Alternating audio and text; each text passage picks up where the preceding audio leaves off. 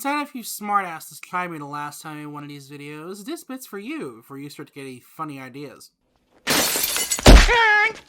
You'd think attacking the audience isn't a good idea, but then again, I don't cater to critics who mistake their ass for a hat. Been a while, hasn't it?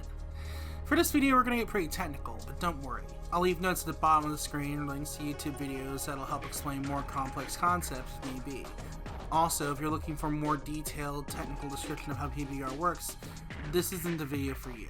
This is meant to be a general explainer for the Second Life user base so they know what is coming in the pipeline for SL's latest VR update. With that out of the way, if you're here, I think we both know you want me to get to the point. What is physics-based rendering?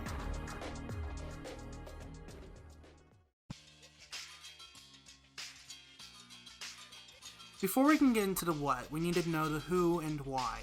It won't take long, I assure you. Physics-based rendering originates from, at least for Second Life, the GLTF standard. It was established in 2010 by the Collada working group under the Chronos group. Chronos is a mass consortium that was founded in the 2000s by Intel, Silicon Graphics, ATI, now absorbed AMD, Autodesk, 3D Labs, Sutherland Evans, and Sun Microsystems to help establish industry standards in graphics. As technology evolved in the intervening years, not only did Chronos grow to include graphics card manufacturer Nvidia, game engine developers like Epic Games, Valve, and Unity Technologies, Goliaths like Apple and Google, but also the big free console manufacturers Nintendo, Sony, and Microsoft. Even non-tech firms like Mercedes-Benz, Adidas, and Wayfair are official members of Chronos Group, as are universities like the University of Illinois and Nikkei, Nihon University, one of Japan's most prestigious schools. Today, Chronos Group is a consortium that is responsible for a sizable amount of modern graphics, VR, and machine learning technology. Things like the Vulkan API, which is essentially a lower-level, more advanced version of OpenGL, OpenCL, an API that lets developers and users utilize the GPU for non-graphics-based computing, and Collada, an open 3D object format that is even an ISO standard. It's also what creators of Second Life have been using for years. Don't tell Wyatt Slide, they might get jealous.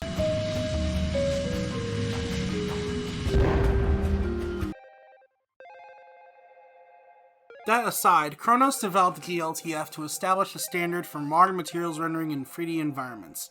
In layman's terms, GLTF makes it so that your Second Life viewer will be able to depict things more accurately to how they would in real life, hence the P in PBR.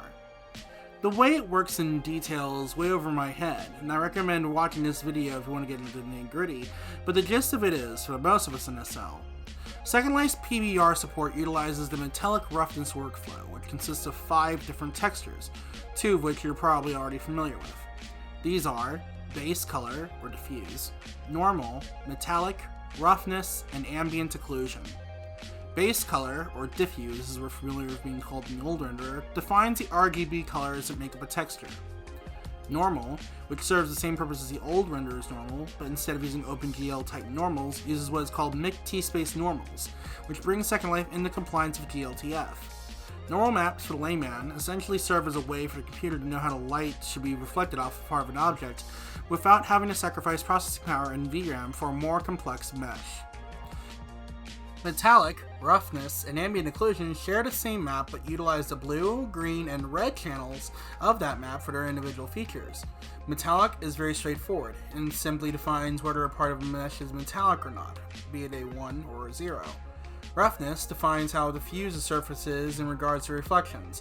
High roughness means it doesn't reflect at all, like fabric. Low roughness means that it mostly reflects light, like a mirror. Using variable degrees of roughness can be used to make things like wood grain, smudges on mirrors, and other things look more detailed and closer to the real-life counterparts. Ambient occlusion puts an end to having baked-in shadows for self-shadowing in some objects. Ambient occlusion defines how an object occludes light to shine upon it. For example, a book that is partially opened and standing up will inherently include light on the inside if it is shining on the outside.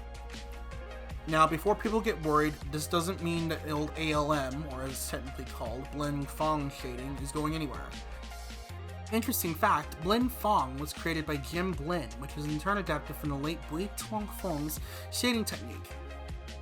Second Life will retain support for Blend Fong materials as well as GLTF materials, meaning no loss of old content, and even then, this doesn't stop creators from updating their content to support PBR.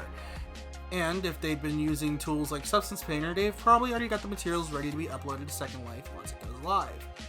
Lighting will also see a rework, being made to take advantage of PBR.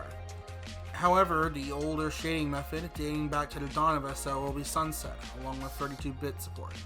This is something I have to stop for a moment and talk about briefly, people.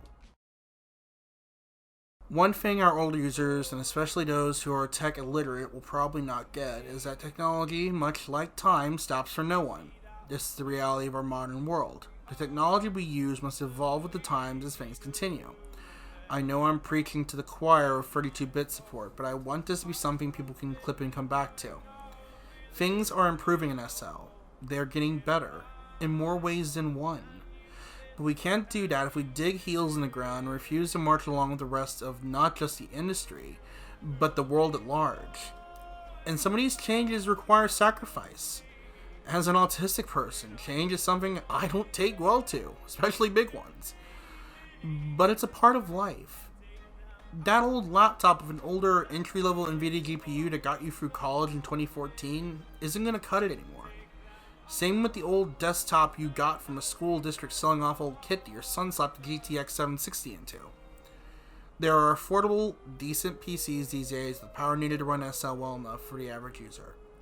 And even then, if you don't want to be tethered to a desktop, you can always use remote access tools like Parsec, which lets me access my game PC from anywhere with decent internet. So lounging on your couch and playing SL is still on the docket if you want to keep that old laptop around. Soon I'll be making a video on the best parts for a custom PC for SL, but for now, my focus is this. Time waits for no man, woman, or Linden.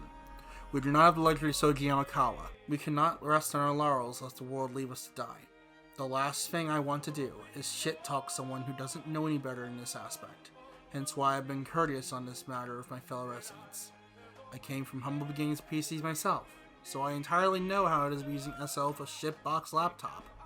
Or anything for that matter. With that being said, let's wrap up with a Q&A. What about mirrors?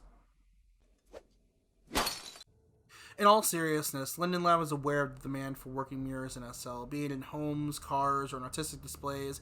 Mirrors are something we've wanted for years. PBR sets the groundwork for proper mirrors, which will likely utilize screen space reflection, or if you have ray tracing capable GPUs, ray tracing reflections. Currently, as of this video, Linden Lab currently does have plans for implementing mirrors, but they are separate from the PBR update. In the meantime, while you can make quote-unquote mirrors using PBR by abusing the reflectiveness of objects, they aren't intended for that purpose and will more likely than not provide a subpar experience. How long will it take for content creators to start releasing PBR-enabled products? Probably as soon as PBR goes live.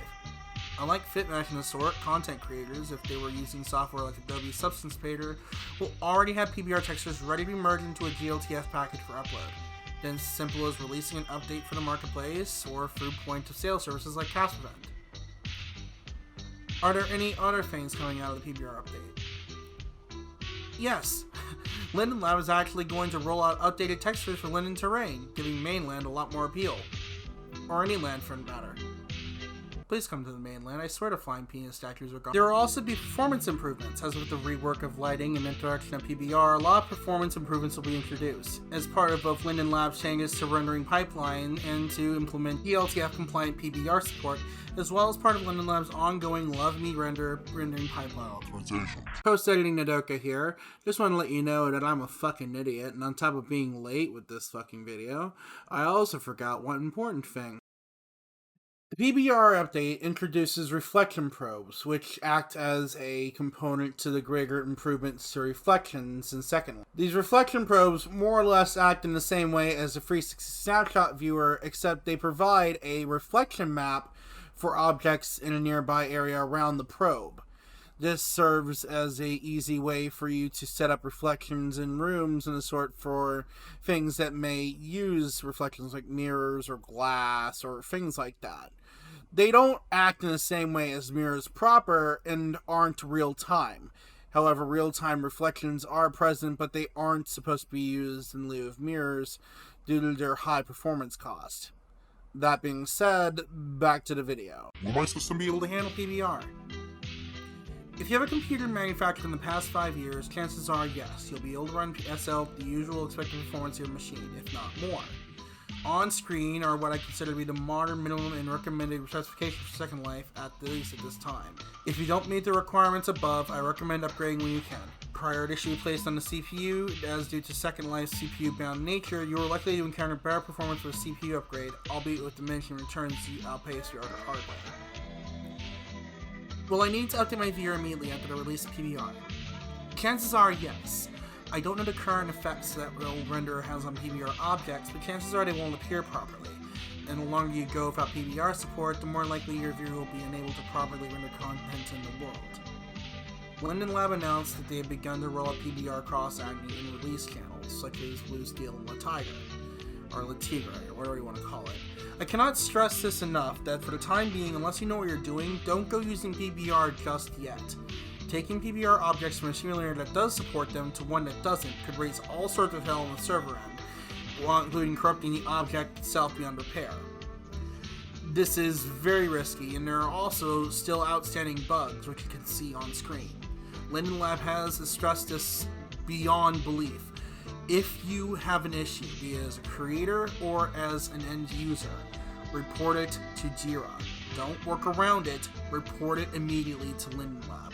Their goal is to be compliant to a T with the GLTF standard. Deviating from that will only do them harm in the long run, and us harm in the long run thereby. Suffice to say, PBR is a welcome addition to the Second Life ecosystem, allowing for greater fidelity for content creators to work with, along with allowing more streamlined modern workflows, and for our users to enjoy the end product of. This has been Nadoka, Queen of Bountiful Busts and Banter. Until next time.